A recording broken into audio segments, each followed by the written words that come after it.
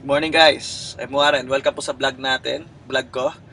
Okay, anyway, nandito ako ngayon sa office ng Uno. Napakalupit opisina natin sa Uno. Nakakabaliw, nandito ako sa loob ng navigator ko na bago. Katas ng Uno, katas ng network marketing na sabi nila.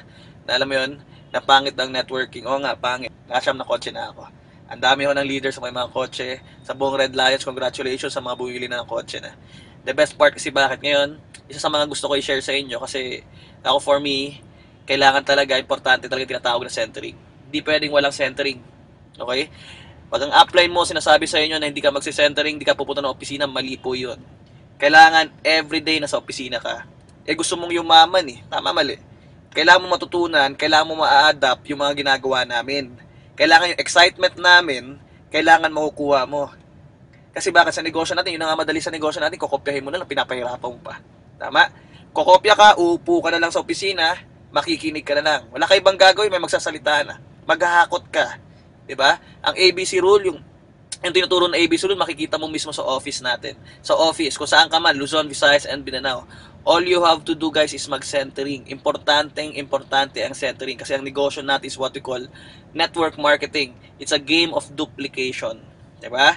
Kung ikaw mismo upline, hindi ka nagse-centering, maniwala ka sa akin, pati lahat ng downlines mo hindi nagse-centering. Tama, mali? 'Di ba? Guys, diretsahan tayo. Nandito po sa center, nandito sa office yung lagablab, nandito sa office yung excitement. Ang kailangan mong gawin, kailangan bumalik ka sa opisina. Kaya iniimbita ko lalo sa mga nahihimlay na, kailangan bumalik ka sa opisina. Dito tayo magre-recharge, dito tayo magpapalaki. Okay? Papalawakin natin ang pula. Okay? Centering, very important. Pangalawa, kailangan guys, diretsahan tayo, araw-araw mo to dapat gawin. Kung gusto nyo yumaman, araw-araw mo dapat gawin, maniwala ka sa akin. Lalo pa nagsisimula ka, 'di ba? Kasi para sa akin simple na naman Kung gusto mo kumita ng malaki dito, kailangan mo seryosohin. Pag seryoso pinag-uusapan, kailangan araw-araw. Okay? Hindi dapat every other day, hindi every week, araw-araw. Kung gusto mo lang 2,000 kikitain mo isang buwan, 5,000, pwedeng hindi ka pumunta ng opisina, walang problema 'yon. Pero pag gusto mo yung kinikita namin na 6,000, 800,000 buwan-buwan, maniwala ka sa akin, kailangan everyday mo siyang ginagawa. Kasi bakit? Pag hindi mo siya everyday ginagawa, hindi mo siya siniseryoso. Tama? Ang point ko, kailangan mo siyang seryosohin, kailangan araw-araw mo siya ginagawa. Dapat ang commitment mo malupit. Alam mo yun? Ako, naniniwala ako, simple na naman Sa commitment na ginagawa mo, may kapalit yan. When I started Uno, 4 years ago, every day, umaga, gabi, araw-araw, ginagawa ko ang negosyon to. Araw-araw, hinahataw ko siya. Araw-araw, alam mo yun, minsan nakakalimutan ko pang kumain.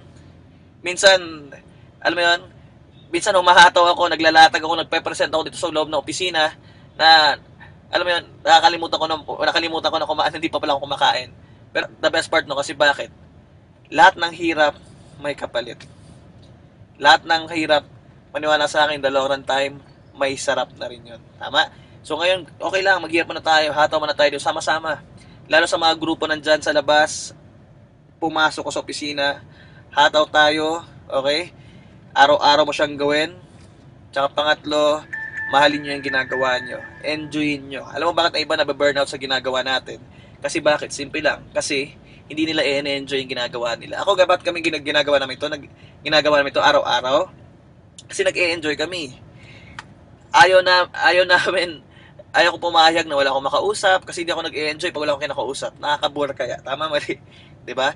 Ayaw ko na wala akong ginagawa. Everyday kailangan may ginagawa ka. Meron kang ginagawa para sa negosyong to.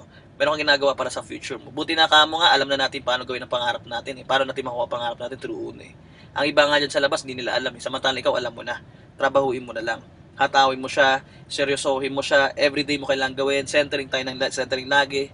'Di ba? Sa mga nababurnout diyan, sa mga alam mo 'yon na down, nare-reject, na-negative, etc. Guys, diretsahan tayo. Dapat mo maranasan 'yan kasi bakit? Diyan ka matututo. Maniwala ka sa akin, lahat ng hirap, pagod, puyat, lahat ng mga pinagdaanan mong failures, lahat ng pinagdaanan mong rejections, okay lang yan kasi bakit? Diyan ka nag-grow. Diyan ka mag-grow sa negosyong to. Kasi bakit ang negosyo natin is a career. Lalaki at lalaki ka dito. Hindi lang yung negosyo, hindi lang yung bulsa mo pala mabubuo dito, pati sarili mo, maniwala sa akin, nade-develop ka to become a successful network marketer. Kaya maniwala ka sa mga nandyan, huwag kayong papayag na walang resulta na mangyayari sa inyo. Huwag ka papayag sa buong leyon, wala kang bilang. Kailangan sa huli, ngayon, huling topic ko, kailangan may resulta ka. Huwag ka papayag na walang resulta. Hatawin mo.